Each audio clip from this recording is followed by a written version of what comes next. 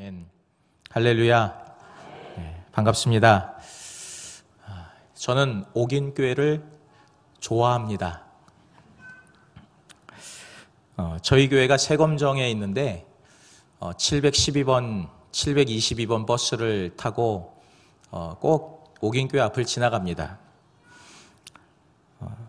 그러면 항상 교회를 지나가면서 잠깐이라도 기도합니다. 하나님, 옥인교회를 축복하여 주시옵소서. 또 저는 제 아내와 걷는 걸 좋아해요. 그래서 세검정에서 백사실 계곡으로 또 윤동주 문학관 지나서 수성동 계곡 쪽으로 나오면 효자동이 나오죠. 효자동으로 나와서 통인시장 가서 떡볶이 먹고, 그리고 효자 베이커리에서 빵 하나 사가지고 또 옥인교회 앞을 지나갑니다. 그럼 걸어서 지나가면서 기도합니다. 하나님, 이 교회를 축복하여 주옵소서. 제가 왜 옥인교회를 좋아하는지 아세요?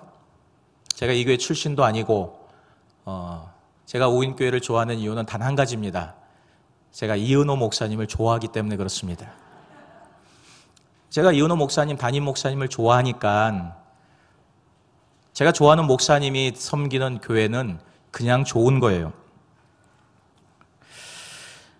이 자리에 계신 모든 분들이 인기가 많은 분들 되기를 소망합니다. 나를 좋아하는 사람이 많으면 그 사람들은 내가 다니는 교회도 좋아하게 되어 있습니다.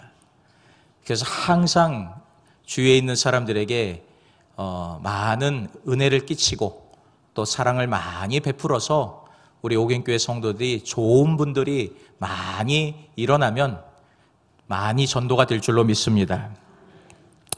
저는 오늘 말씀의 제목을 말과 경주하는 믿음, 말과 경주하는 인생이라는 제목을 잡아보았습니다. 사람들은 저마다 한계를 가지고 살아갑니다.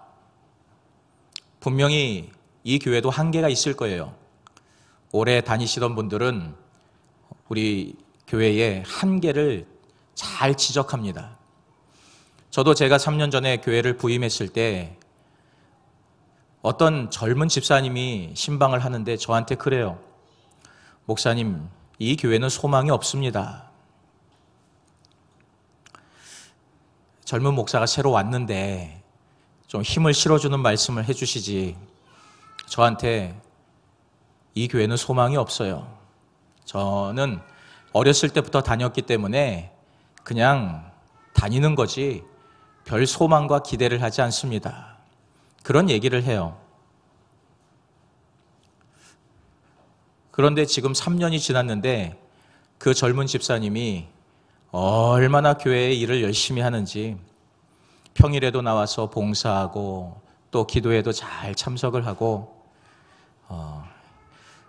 우리 하나님은 소망의 하나님이십니다. 네. 한계를 갖는 것은 믿음이 아니죠. 하나님을 믿는 사람들은 현실적인 사람들이 아니라 한계를 뛰어넘는 믿음을 가지고 우리에게 능력 주시는 하나님을 바라보며 살아가는 것입니다. 그런데 또 불구하고 우리들은 저마다의 다 한계가 있습니다. 여러 가지 한계와 벽에 부딪히면서 살아갑니다.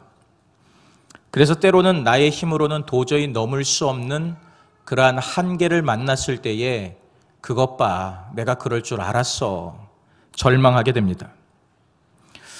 그러나 우리가 믿는 하나님은, 우리 하나님은 한계가 없으시는 하나님이십니다. 우리 하나님의 지혜는 한이 없으시고 능력과 권세가 무궁하신 하나님이십니다. 우리는 이러한 하나님을 믿는 사람들이죠. 오늘 본문이 우리에게 주는 메시지는 분명합니다.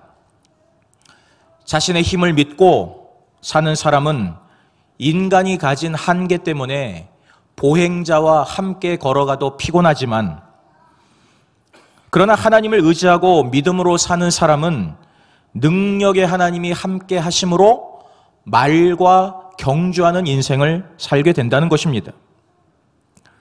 예레미야 선지자가 어느 날 하나님께 이러한 질문을 합니다.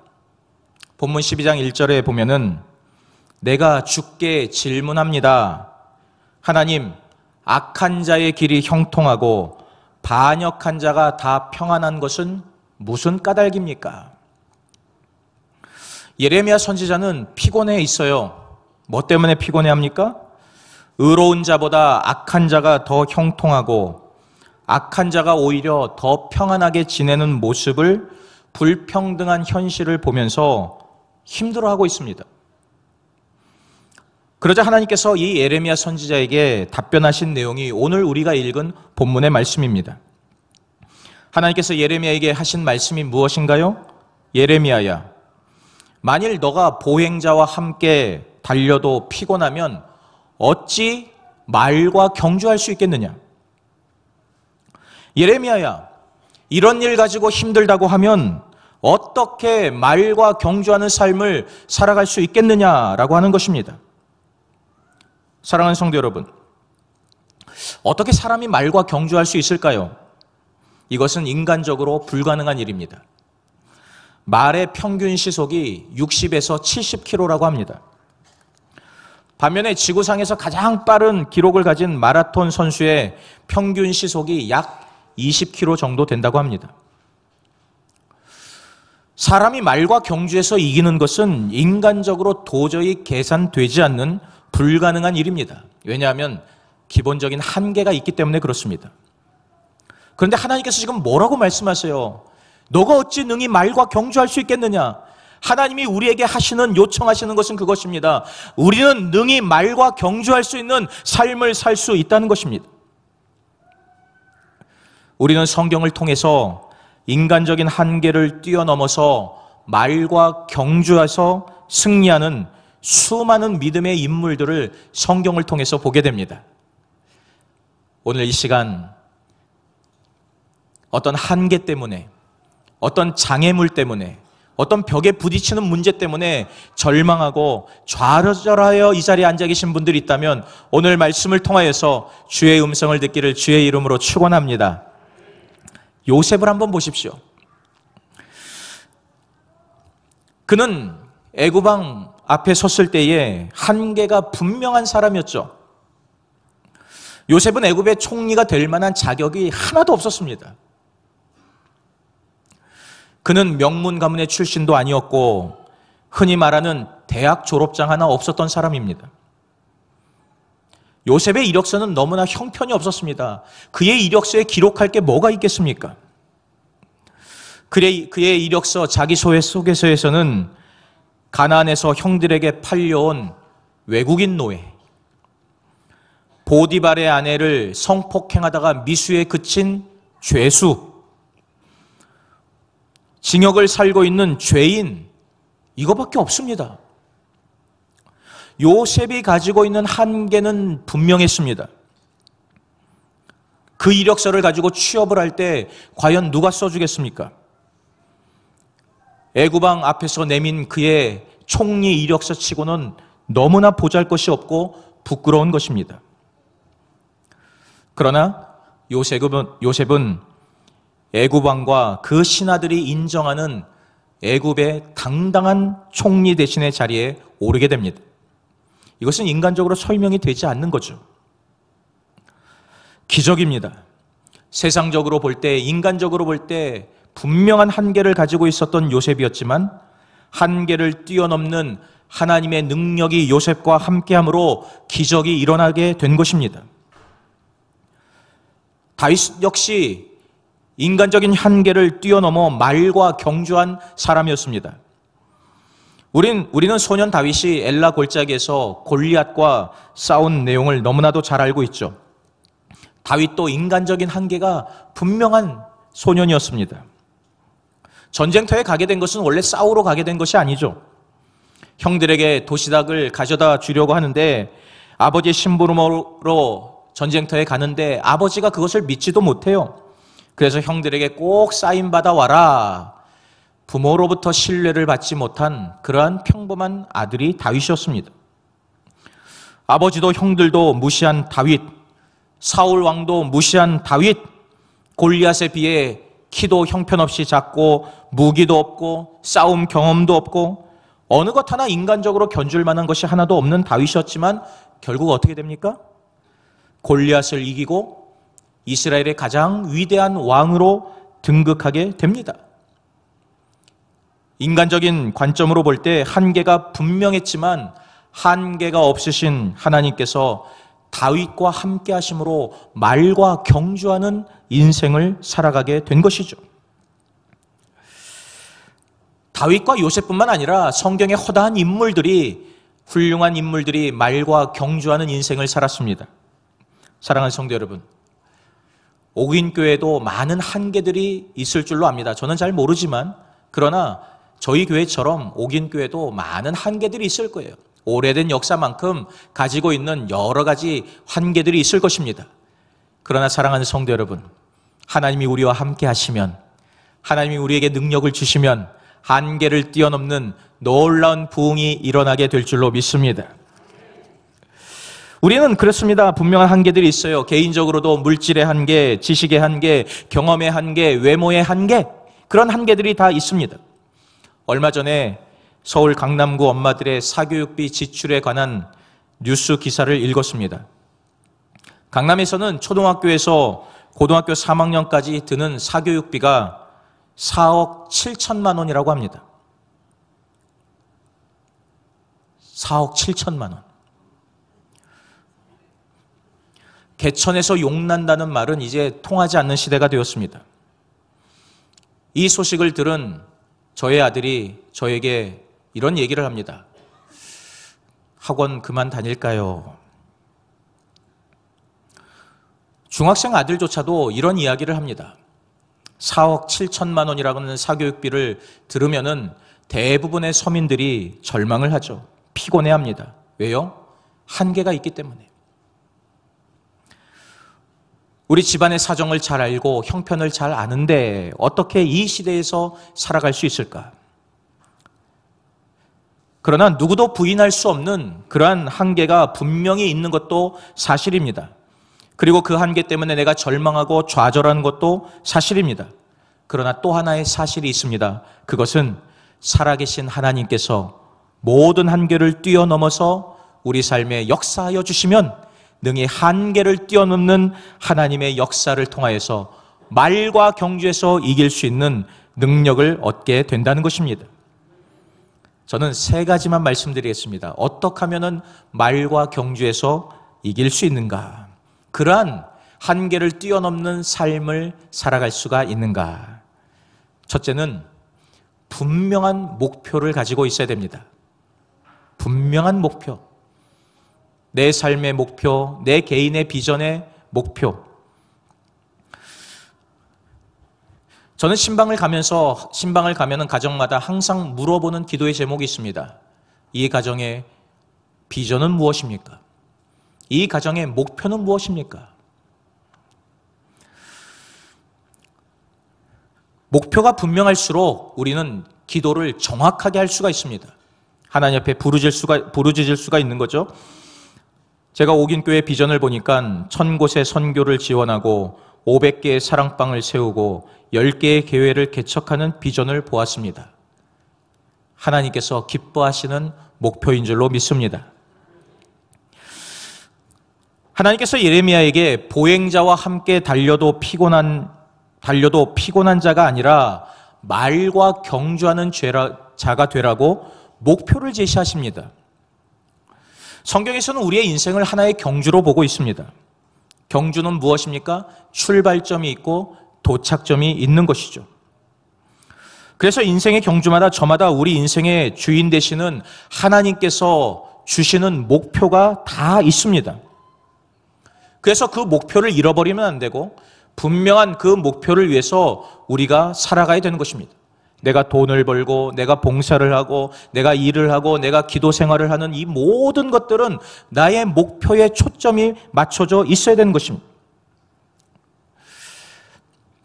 아무리 열심히 달려도 목표가 없이 뛰거나 잘못된 목표를 향해서 달려가면 나중에는 헛수고요, 힘들기만 합니다. 1912년 스웨덴 스톡홀름 올림픽의 마라톤 경기에 일본의 카나구리 시소라고 하는 사람이 출전을 하게 됩니다.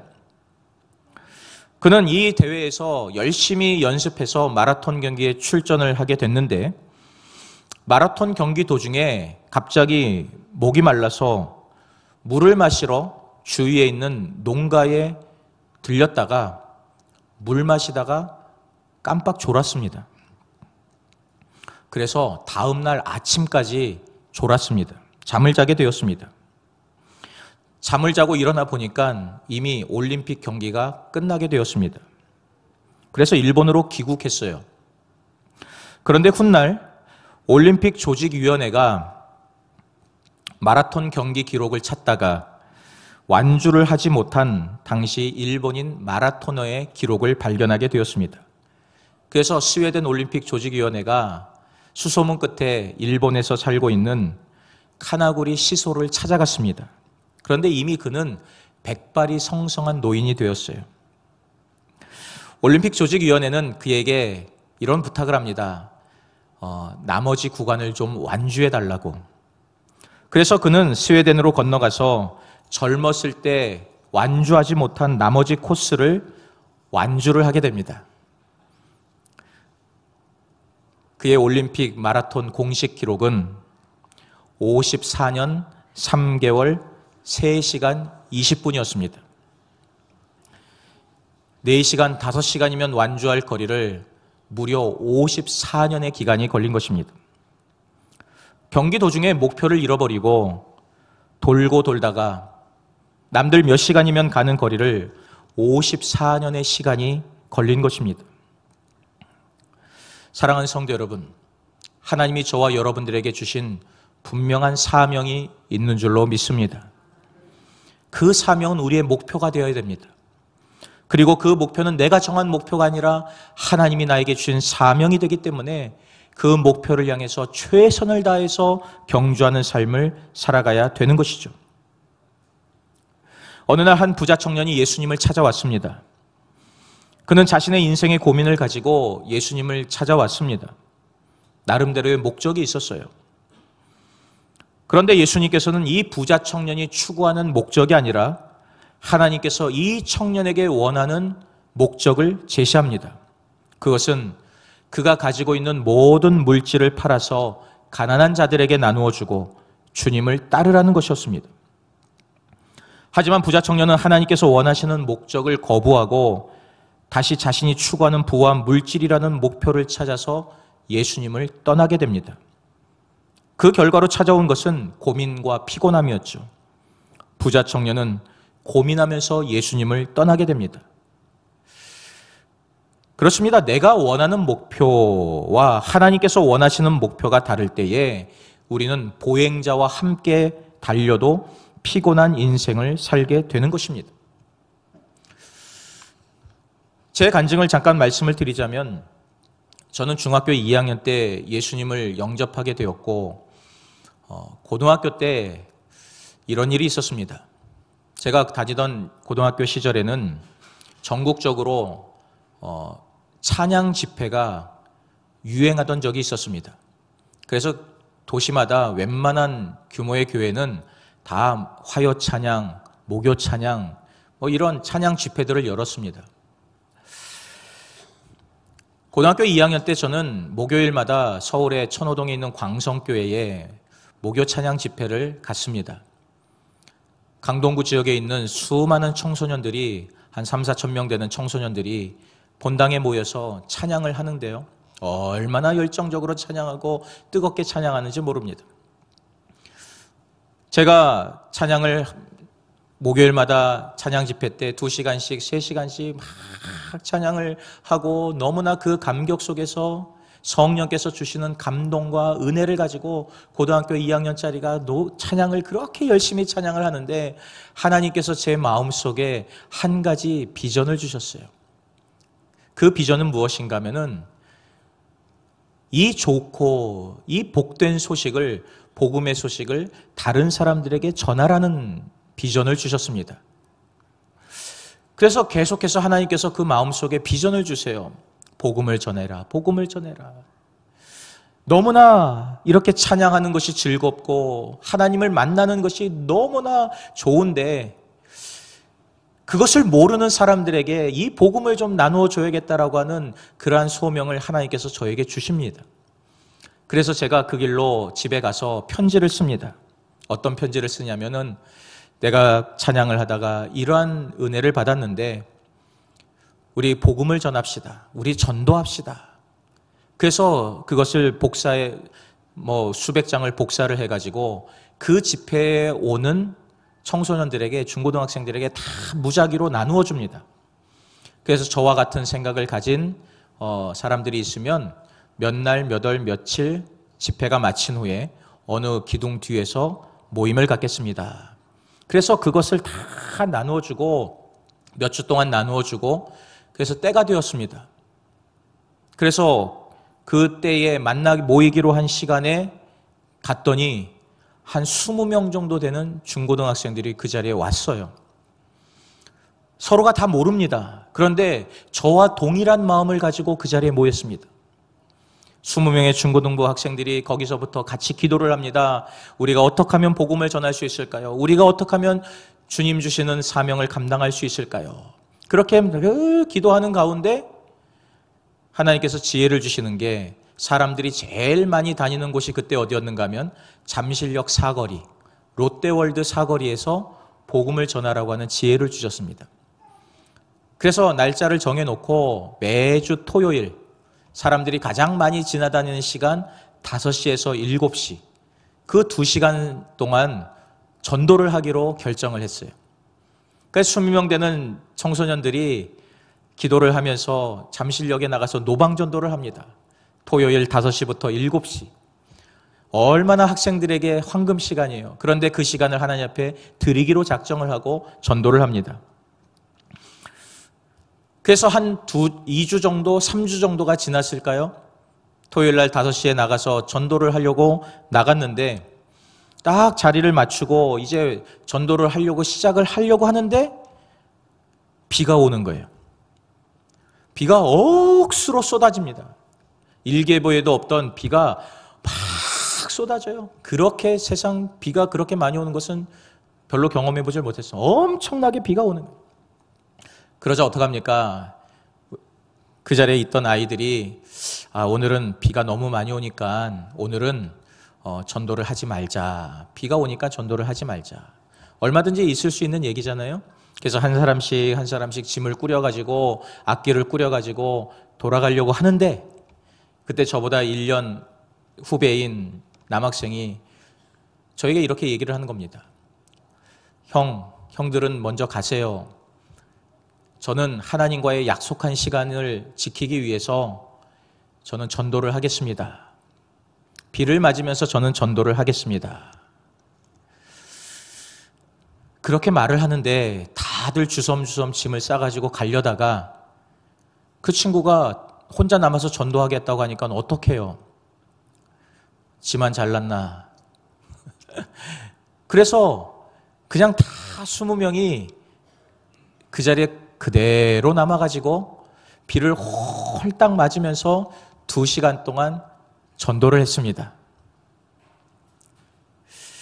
그런데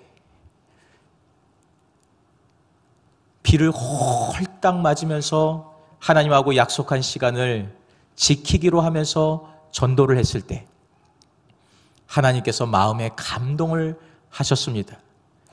그때 얼마나 우리들이 은혜를 받고 그 2시간의 시간 동안에 감격하면서 비를 쫄딱 맞으면서 복음을 전할 때에 하나님께서 우리에게 위대한 비전을 계속해서 보여주셨습니다.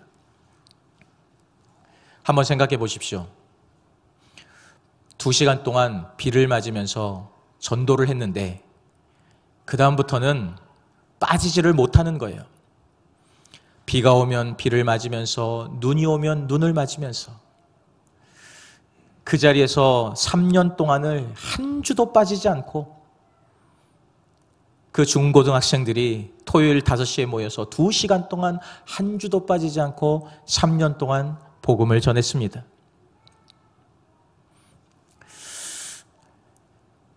그때 복음을 전했던 그 20명의 중고등학생들이 지금은 대부분 선교사와 목사와 사모와 주님의 일을 하는 헌신자들이 다 되었습니다. 하나님께서 그렇게 사용을 하여 주시는 것이죠.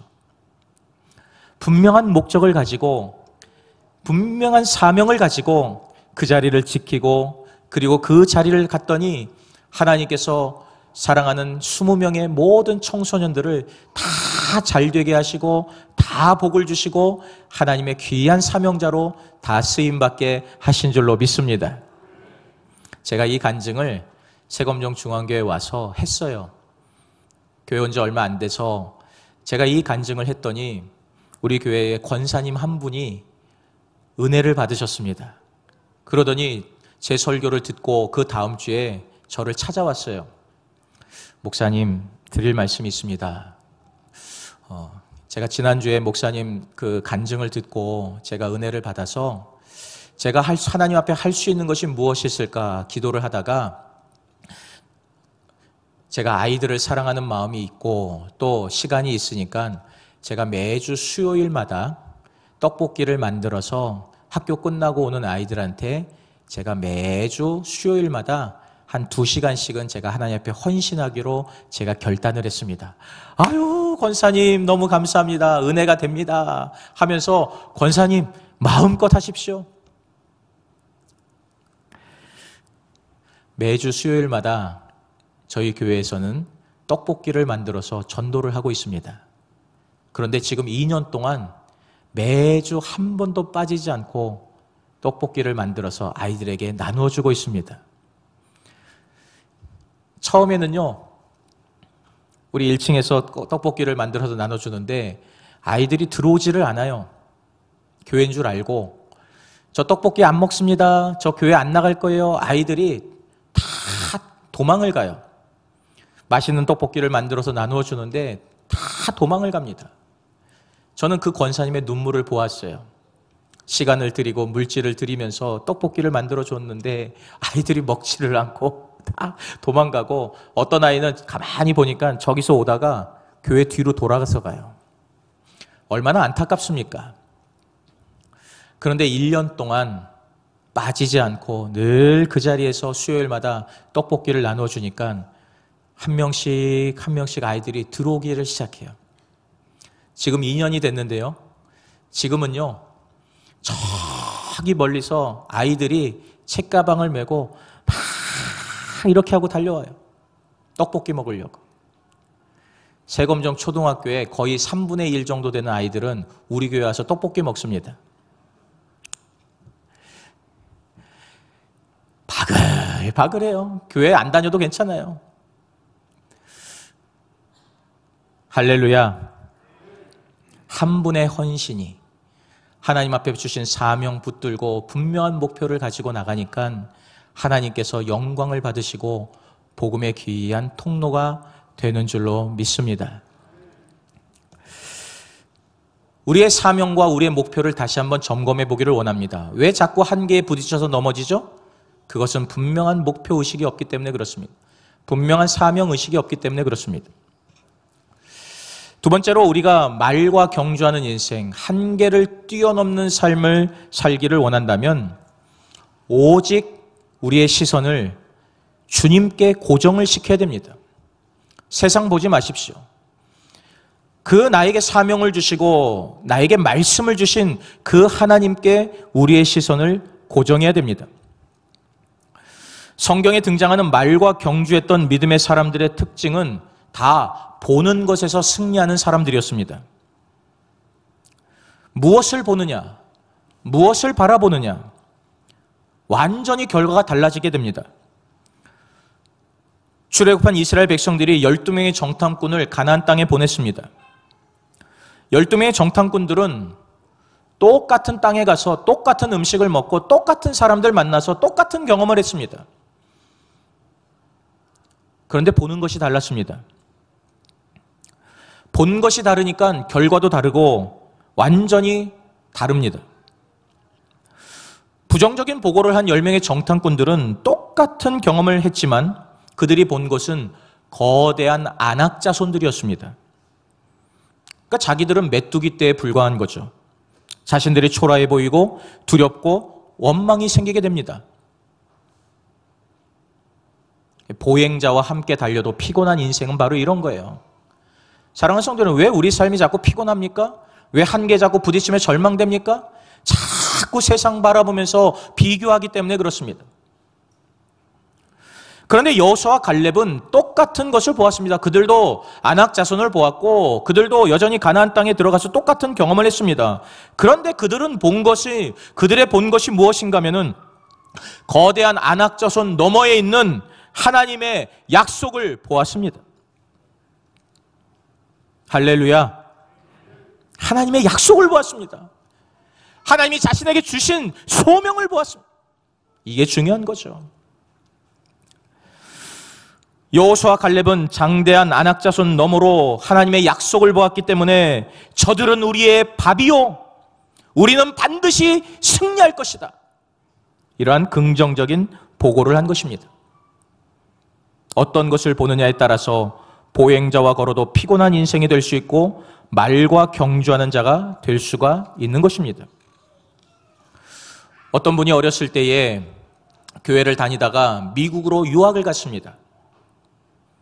그래서 이분이 미국에서 열심히 공부해서 성공을 했어요.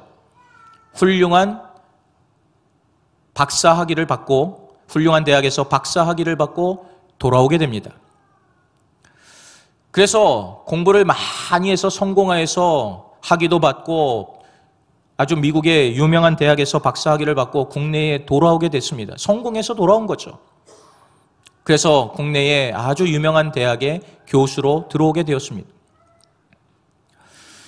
오랜만에 수십 년 만에 한국 땅을 밟고 또 예전에 다녔던 어머니가 다니던 교회에 오게 되었습니다. 오랜만에 방문한 거죠. 어머니의 손을 잡고 오랜만에 어렸을 때 놀던 그 교회를 다시 옵니다.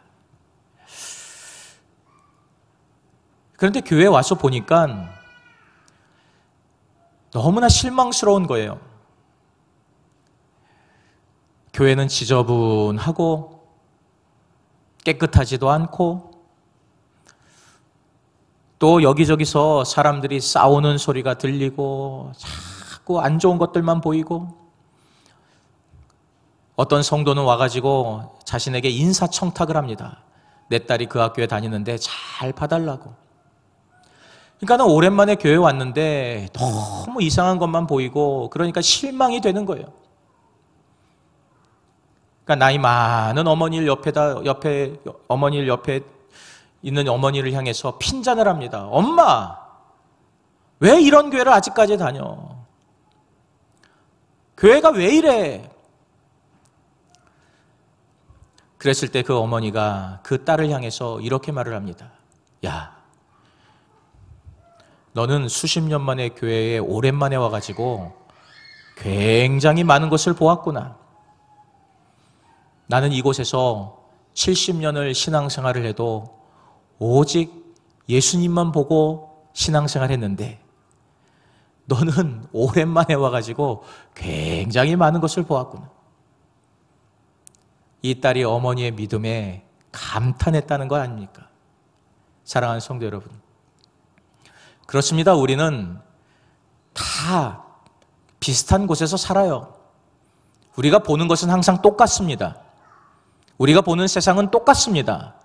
그러나 어떤 것을 맞춰서 초점을 맞춰서 바라보느냐, 이 세상을 바라보고 이 세상의 거대한 안악자손을 바라보면서 살아가는 인생은 보행자와 함께 달려도 피곤한 인생을 살아갈 수밖에 없습니다.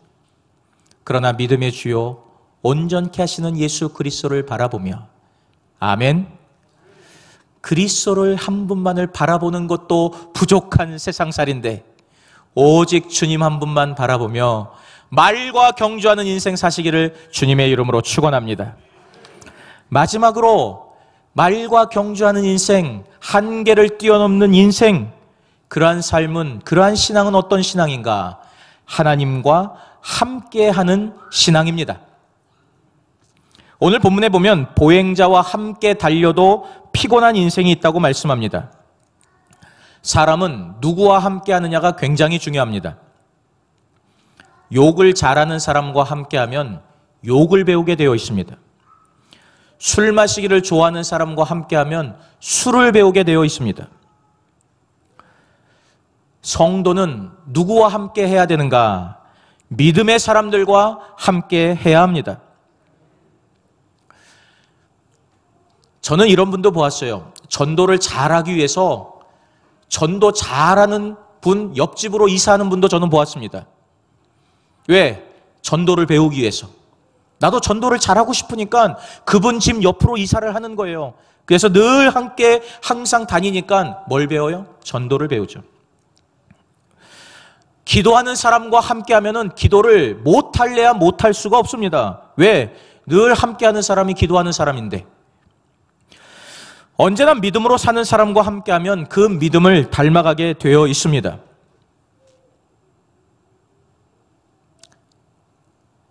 내 주위에 어떤 사람이 함께합니까? 어떤 사람과 함께하기를 즐겨하십니까? 기도하기를 즐겨하는 사람, 복음 전하기를 즐겨하는 사람, 늘 하나님 말씀에 은혜 받고 입만 열면 하나님의 은혜를 이야기하고 입만 열면 기도를 이야기하는 그러한 사람들이 내 주위에 있다는 것은 굉장한 축복이에요. 우리 오긴교회 성도들은 항상 좋은 믿음의 사람들을 옆에 두시는 것을 즐거워하시기를 주의 이름으로 축원합니다. 그래야 한계를 뛰어넘는 삶을 살아갈 수가 있습니다.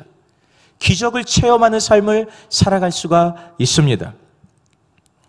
사람은 자신이 편하고 기쁘고 만족을 주는 사람과 함께 하기를 즐거워하죠. 그래서 아이들은 엄마와 함께 하기를 즐거워합니다. 왜냐하면 엄마와 함께하면 편하고 엄마와 함께하면 기쁘고 엄마와 함께하면 만족이 있기 때문에 그렇습니다. 그 아이가 자라서 학교에 가면 이제는 누구와 함께하기를 즐겨하냐면은 친구들과 함께하기를 좋아합니다. 엄마보다는 친구들이 편하고 친구들이 기쁨을 주고 친구들이 만족을 주기 때문에 그렇습니다. 청년이 되어서 결혼할 때가 되면 이제는 친구도 필요 없어요. 배우자와 함께하기를 즐거워합니다. 그리고 자녀를 낳으면 누구와 함께하기를 즐거워해요? 자녀들과 함께하기를 즐거워하죠. 나에게 만족을 주고 또 나에게 기쁨을 주기 때문에. 그래서 그 사람 주위에 어떤 사람들이 있는가를 보면 그분이 무엇으로 만족하며 기쁨을 얻고 무엇이 편한지를 알게 됩니다. 우리 그리스도인들은 믿음의 주요 온전케 하시는 이인 예수님과 평생 동행해야 할 줄로 믿습니다. 예수님이 편해야 돼요. 예수님과 함께하는 게 즐거워야 돼요. 예수님과 함께하는 것이 만족이 돼야 됩니다. 그래야 예수님과 동행하는 삶을 살 수가 있는 것입니다. 주님과 동행하고 주님과 함께하면 우리의 삶은 누가 이끌어주세요? 그리스도께서 우리의 삶을 이끌어주시는 것이죠. 그러니 보행자와 함께 달려도 피곤한 인생이 아니라 말과 달려 경주하는 그러한 힘 있는 인생을 살게 되는 것입니다. 우리 오긴교회 남전도의 회원들께서 보행자와 함께 달려도 피곤한 인생이 아니라 일당백 믿음으로 경주하고 말과 달려서 경주에서 승리하는 우리 남전도의 회원들이 되시기를 주의 이름으로 축원합니다. 열심히 노력했는데도 일이 안 됩니까? 기도하는데도 어려운 일이 찾아옵니까? 나는 문제가 없는데 환경이 나를 힘들게 합니까? 네, 그럴 수 있습니다. 하지만 이런 일로 지치고 믿음 잃어버리고 그런 것은 보행자와 함께 달려도 피곤한 일반적인 삶입니다. 우리에게는 크고 작은 한계들이 있습니다. 물질이 없을 수도 있고 건강이 없을 수도 있고 능력이 없을 수도 있고 부족한 것들이 많이 있을 수 있습니다. 그러나 나는 할 수 없지만 하나님이 나와 함께하여 주시면 나의 삶에 찾아오는 모든 한계를 뛰어넘는 하나님의 능력을 통하여서 말과 경주하는 인생을 살게 될 줄로 믿습니다. 우리 세검정 중앙교회는 그런 교회가 될 겁니다. 그런 교회를 위해서 기도해 주시고 우리 옆에 있는 오긴교회도 말과 경주하는 교회, 안 된다, 안 된다, 교회의 부흥이 안 된다, 안 된다는 이 시대에 하나님의 능력을 마음껏 펼칠 수 있는 능력 있는 교회가 될 수 있기를 주님의 이름으로 축원합니다.